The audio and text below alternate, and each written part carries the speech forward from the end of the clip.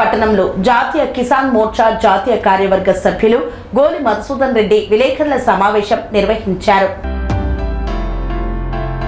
సూర్యాపేట జిల్లా కోదాడలో కాంగ్రెస్ ప్రభుత్వం రైతులను నట్టేట ముంచిందని, మిల్లర్ల దోపిడీని అరికట్టడంలో ప్రభుత్వం విఫలమైందని బీజేపీ కిసాన్ మోర్చా జాతీయ కార్యవర్గ సభ్యులు గోలి మధుసూదన్ రెడ్డి ఆరోపించారు.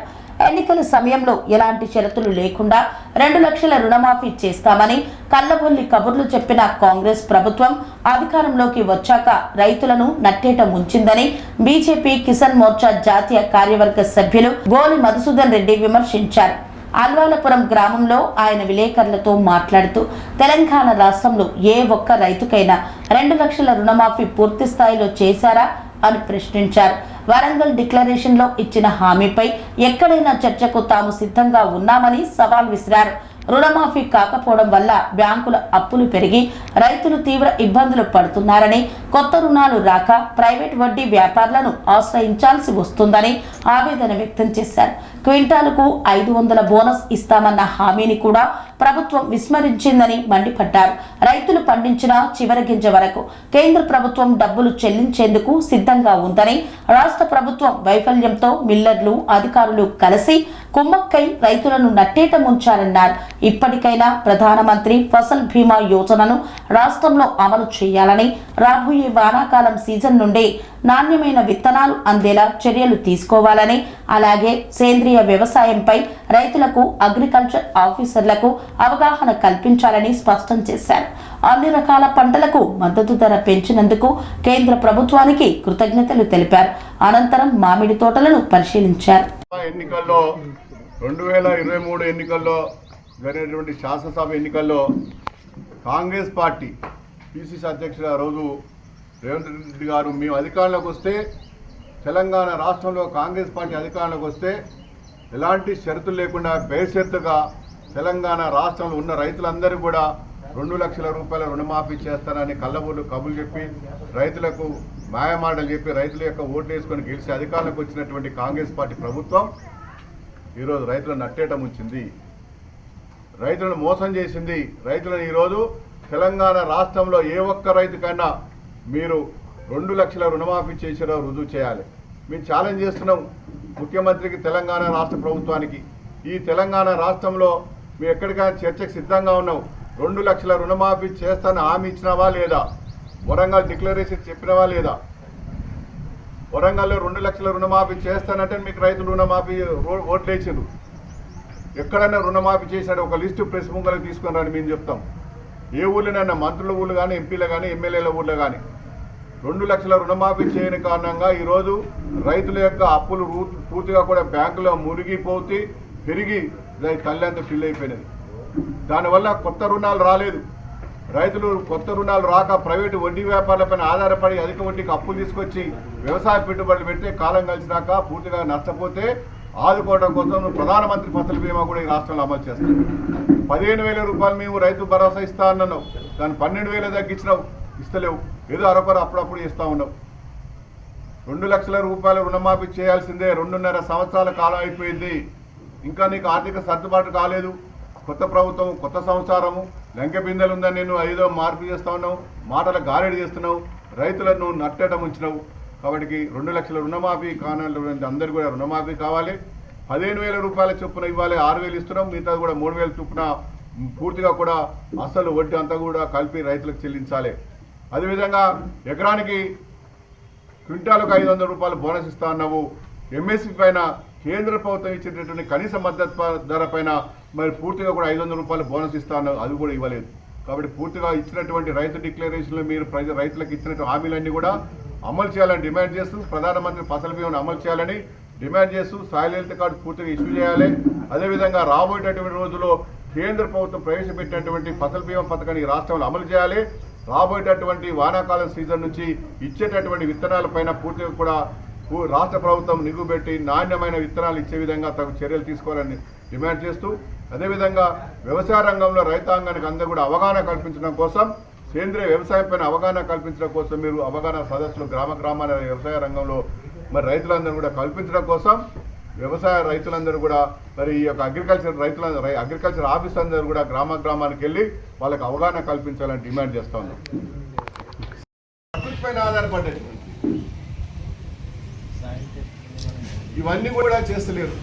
రెండవది పూర్తిగా కూడా భూసార పరీక్షలు నిర్వహించడం కోసం కేంద్ర ప్రభుత్వం నిలుస్తున్నది. ఇదే తూతు మంత్రం ద్వారా ప్రైవేట్ వాళ్ళకి ఇచ్చారు. సోలాకి ఇచ్చినా ఎవరికి ఇచ్చారు? 1 సంవత్సరం అమలు చేసిండు. తర్వాత ఇదే కేంద్ర ప్రభుత్వానికి పేరు వస్తున్నది, నరేంద్ర మోడీ గారి పేరు వస్తున్నది, బీజేపీకి పేరు వస్తుందని పూర్తిగా కూడా రాజకీయ దురుద్దేశంతో రైతులను అట్టేట ముంచారు. ఇవాళ నష్టపోతే రైతులకు అవకాశం వచ్చేది ఇన్సూరెన్స్ పథకాల ద్వారా. సోలా ఇన్సూరెన్స్ కంపెనీ ద్వారా ఎన్నో ఇప్పించినాం గతంలో. దీన్ని ఎందుకు అమలు చేస్తలేరు? మీరు ఇచ్చినటువంటి ఎజెండాలో ఉన్నది, మీరు ఇచ్చినటువంటి ఎన్నికల హామీలో ఉన్నది, మీరు దీన్ని అమలు చేయాలి కదా ముఖ్యమంత్రి గారు. పోనీ మీకు ఇది ఇష్టం లేదు, ప్రధానమంత్రి పేరున్నది, మరి మీరేదైనా పెట్టిందా? రైతులు ఆదుకోవడం కోసం మీరేం చేస్తున్నారు? ఫెడరల్ సిస్టంలో రాష్ట్ర ప్రభుత్వం యొక్క బాధ్యతను నిర్వహించాలి. కేంద్ర ప్రభుత్వం పూర్తి స్థాయిలో మీరు చివరి గింజ వరకు కూడా నేను డబ్బు వేయడానికి సిద్ధంగా ఉన్నానని ప్రహ్లాద్ జోషి గారు మొన్నపోయి ఉత్తమ్ కుమార్ రెడ్డి గారు ఇక్కడ ఉన్నట్టు మంత్రి గారు పోయి కలిసి చెప్పారు.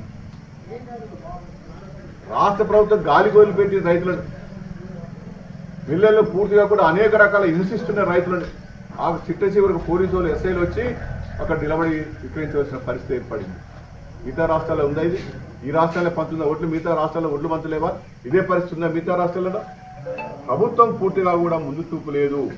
ఈ యొక్క ఉదాహరణ కోదాడ అసెంబ్లీలో కానీ నల్గొండ అసెంబ్లీలో కానీ ఎంత పంట దిగుబడి అవుతుంది, యాసింగ్ సీజన్లో ఎన్ని ఎకరాలు సేద్యం చేసినాము, ఎన్ని క్వింటాల ధాన్యం వస్తుంది, ఎంత ఎల్ఎంటీ వస్తుంది, లాక్స్ మెట్రిక్ టన్స్ వస్తున్నది, దీనికంతా కూడా వసతులు ఏం కావాలి, సౌకర్యాలు ఏం కావాలి, ఇవన్నీ కూడా తీసుకుపోయి ఎక్కడ పెట్టాలి, గోదామ్స్ ఉన్నాయా లేదా అని తాత్కాలికమైన గోదాములు కట్టడం కోసం కేంద్ర ప్రభుత్వం 1,00,000 కోట్ల రూపాయలు ఆత్మనిర్భర్ భారత్లో ఇచ్చింది.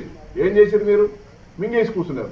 ఇవాళ రైతు ఇబ్బంది పడుతున్నారు. మిల్లర్ మీద డిపెండ్ కావాలి. మిల్లర్ నా దగ్గర స్టాక్ లేదు, నా దగ్గర స్థలం లేదు, మొత్తుకుంటున్నారు. వాళ్ళు మాత్రం ఎంతకని చేస్తారు? మిల్లర్లు మీరు నమ్ముకుని ప్రభుత్వం నడుపుతా ఇక్కడ ఈ రాష్ట్రంలో ఎక్కడైనా ఉన్నదా? పూర్తిగా కూడా మిల్లర్లతో కుమ్మక్క అయిపోయింది రాష్ట్ర ప్రభుత్వం ఉన్నటువంటి అధికారులు. ఏ రోజైనా ఎంపీలు తిరిగిరా? నల్గొండ ఎంపీ ఎప్పుడు నవ్వపడరా విలేకరుల మిత్రులారా? ఏంది దౌర్భాగ్యం?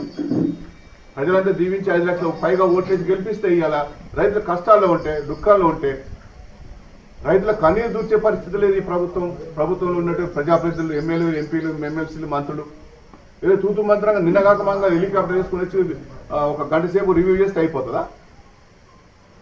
మీకు బాధ్యత లేదా? మీకు జవాబుదారు కాదా రైతులకు? ఒకవైపున భారత ప్రభుత్వం నరేంద్ర మోడీ గారు రైతు బాంధవుడు, రైతాంగాన్ని తీవ్ర సంక్షోభంలో ఉన్నట్టు వ్యవసాయ రంగాన్ని గట్టెక్కించడం కోసం, దేశానికి వెన్నెముకైనట్టు రైతులకు ఆదుకోవడం కోసం, దేశ ఆర్థిక వ్యవస్థకు మూలస్తంభమైన వ్యవసాయ రంగాన్ని ఆదుకోవడం కోసం నరేంద్ర మోడీ గారు 2014 ప్రధానమంత్రి అయిన తర్వాత పెను మార్పులు తీసుకుని రావడం జరిగింది. వారు ప్రధానమంత్రి అయిన తర్వాతనే అకాల వర్షాల వల్ల, ప్రకృతి వైపరీత్యాల వల్ల, వరదల వల్ల దెబ్బతిని నష్టపోయిన రైతాంగాన్ని ఆదుకోవడం కోసం ఒక ప్రధానమంత్రి ఫసల్ బీమా పథకాన్ని ప్రవేశపెట్టిండు. ఇది ఒక వరలాంటి పథకం. రైతాంగాన్ని ₹2 రైతులు కడితే మిగతా 98%, 60% సెంట్రల్, 40% స్టేట్ గవర్నమెంట్ ఇచ్చే విధంగా ఫసల్ బీమా పథకాన్ని ప్రవేశపెడితే రాలుబడిపోయినా, వరదలు వచ్చి కొట్టుకుపోయినా, అదేవిధంగా తుఫాను వచ్చి నష్టపోయినా ఈ యొక్క ఇన్సూరెన్స్ పొందే విధంగా ఒక చక్కని ఫసల్ బీమా పథకాన్ని ప్రవేశపెట్టిండు. ఇది అన్ని రాజకీయ పార్టీలు యాక్సెప్ట్ చేసినాయి. సిద్ధాంతపరంగా వైరుధ్యం ఉన్నటువంటి కమ్యూనిస్ట్ పార్టీలు కూడా ఇది చక్కని పథకాన్ని దీన్ని అభినందించారు. పనేసియా మెరిడియన్ హాస్పిటల్స్ ప్రతి సామాన్యుడికి అందుబాటులో అంతర్జాతీయ వైద్య ప్రమాణాలతో వైద్యం, 24 గంటల అంబులెన్స్ సర్వీసుతో పాటు అత్యవసర సేవలతో ఏర్పాటైన చికిత్సా విభాగం. మా దగ్గర గుండె సంబంధిత, మూత్రపిండ, కాలేయ, కంటి జబ్బులకు, మోకాళ్ల శస్త్ర చికిత్సతో పాటు కోవిడ్-19, బ్లాక్ ఫంగస్ వంటి వైరస్లకు, అన్ని రకాల ఆరోగ్య సమస్యలకు నమ్మకమైన అత్యాధునిక వైద్య చికిత్సను అందిస్తున్న హాస్పిటల్ పనేసియా మెరిడియన్ హాస్పిటల్స్. మీ ఆరోగ్య సమస్య ఏదైనా ఇప్పుడు పరిష్కారం సాధ్యం. సంపూర్ణ ఆరోగ్యం కోసం సంప్రదించండి panacea meridian hospitals, opposite Beeramguda కమాన్, RC Puram, Sangareddy district, pin code 502032. సంప్రదించాల్సిన ఫోన్ నెంబర్ 0845524177 మరియు 7893757770.